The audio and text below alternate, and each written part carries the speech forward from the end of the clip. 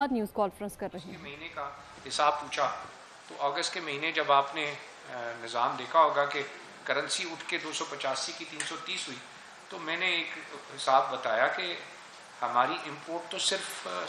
4.4 billion dollar की हुई है, एक्सपोर्ट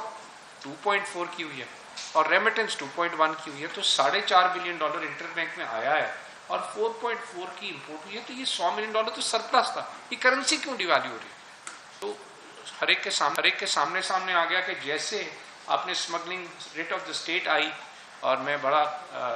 इसमें SIFC का किरदार, जिसमें हमारे वज़ीर आज़म साहब, हमारे चीफ ऑफ आर्मी स्टाफ, उन्होंने उसको स्ट्रेंथ दी उस इदारे को, और हमारे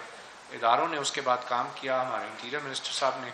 बहुत बड़ी ड्राइव की, स्टेट बैंक गवर्नर ने बहुत बड़ी ड्राइव की, फाइनेंस मिनिस्टर की तरफ से, तो तमाम इदारों ने जब मिल के काम किया, तो पाकिस्तान में आज जो है आप ये देख रहे हैं कि हम दोबारा से रास्ते पे चल रहे हैं। अब मुझे अल्लाह से उम्मीद है कि हमारी एक्सपोर्ट इस साल जो 27.5 बिलियन डॉलर हुई थी, वो वापस 5 बिलियन डॉलर बढ़े, 32 बिलियन डॉलर की तरफ हमारा टारगेट है, जो कि बड़ा टारगेट है कि 9 महीने रह गए हैं इस साल में कि 500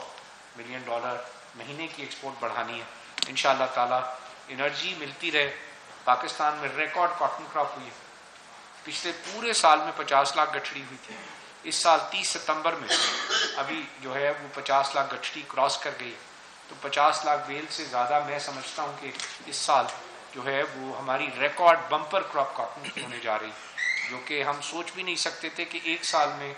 जो है वो इतनी बड़ी रिकवरी कि 50 लाख 2013 के बाद गिर के इस्लामाबाद में 14 निगरान मिलियन वफाकी वज़रा न्यूज़